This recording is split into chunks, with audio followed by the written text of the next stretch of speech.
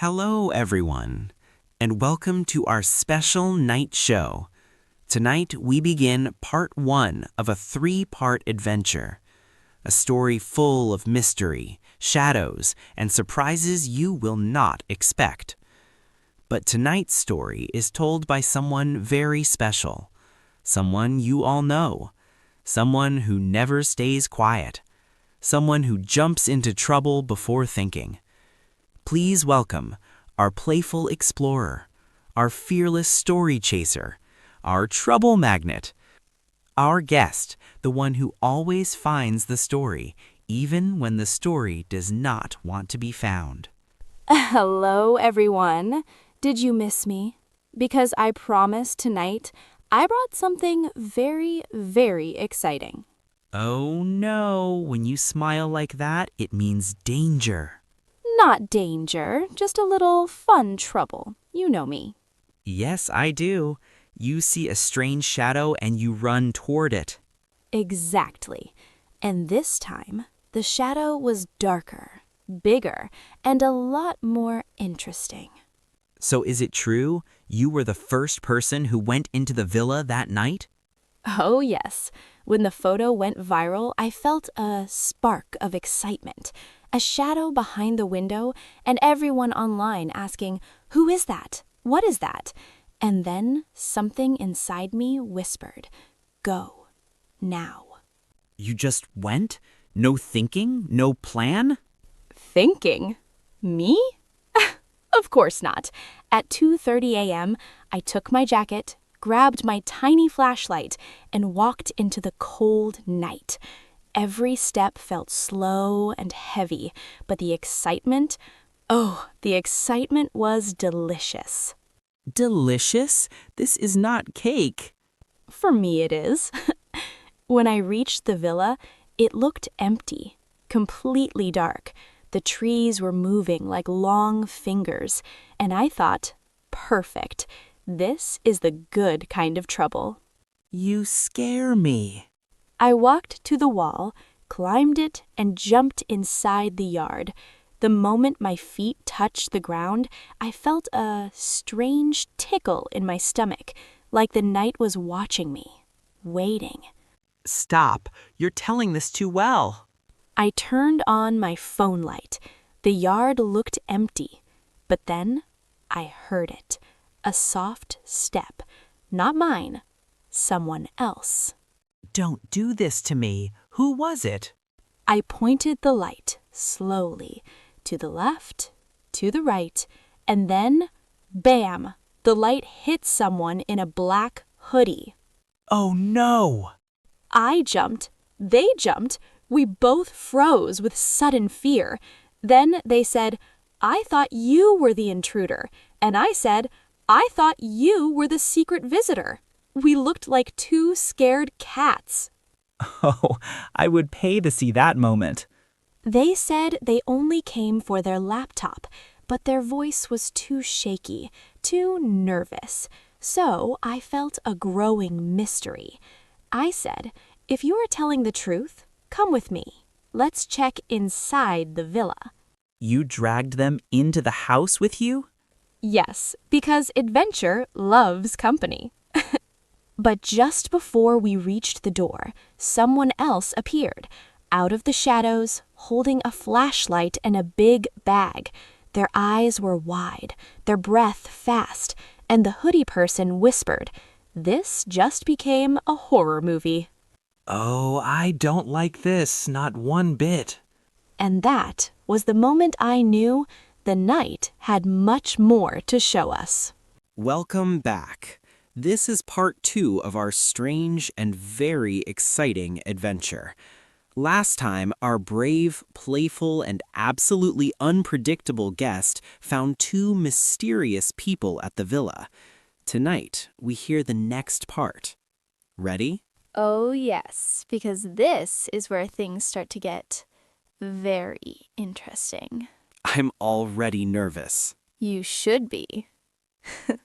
So, remember the person in the hoodie and the other one with the big bag? Well, the 3 of us stood there in the dark yard, and for a moment, no one spoke. Just silence, long, heavy silence. Oh no, that kind of silence scares me. It scared me too, but you know me, fear makes me more curious. I looked at the second stranger, the one with the bag. They were breathing fast, like they ran a long way. Their eyes were wide and their hands were shaking. Just a little. What was in the bag? Oh, we'll get there. I asked, "Why are you here?" They said, "I'm just helping a friend." But the way they said it, soft, nervous, broken, made every alarm in my head ring. You and alarms, a love story. I said, "If you are helping a friend, why do you look like you saw a ghost?" Their face turned even paler. They looked behind us, into the dark yard, and whispered, "Because maybe I did." Oh, please don't say the word ghost. But they said it. And the hoodie person took one small step back, then two. I heard their breath shake. I felt the night get colder. Or maybe it was just the story getting better. I don't know how you enjoy this. I walked closer to the person with the bag, and then something fell out of the bag. Soft, metallic sound. A small tool, something like a lockpick. Oh, that is not a good sign. Yes, very not good. I bent down, picked it up, and said, "So you came to help a friend open a door?" They didn't answer. They just closed the bag fast, too fast.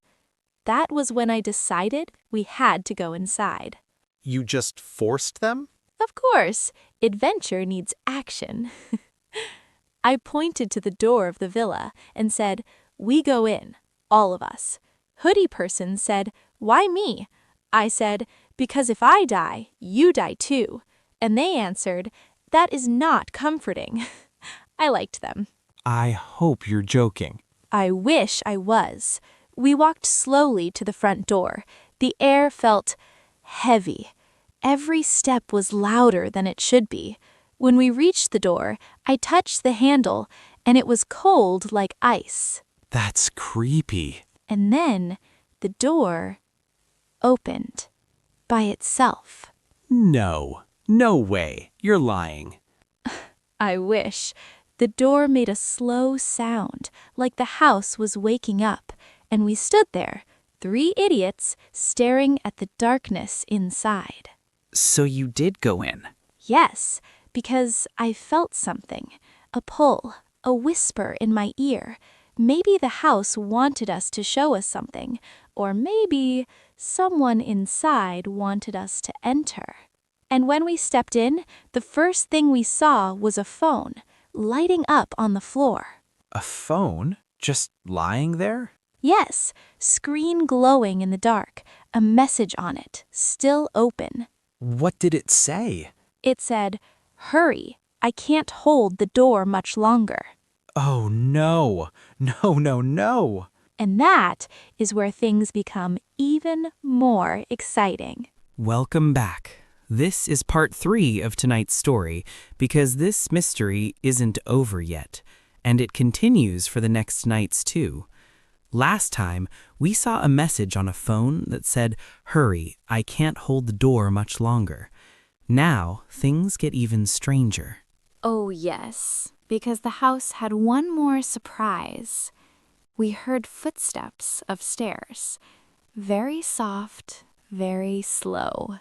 I already hate this. But I loved it. We walked up the stairs. At the end of the hallway, a door was half open, and inside, someone was standing near a desk. Another person again? Oh, yes. The house was hosting a full party that night. I said, "We saw your message." They didn't look at us. They only pointed to the window. Oh no, what was there? A shadow. Tall. Still. Watching us. The hoodie person almost cried.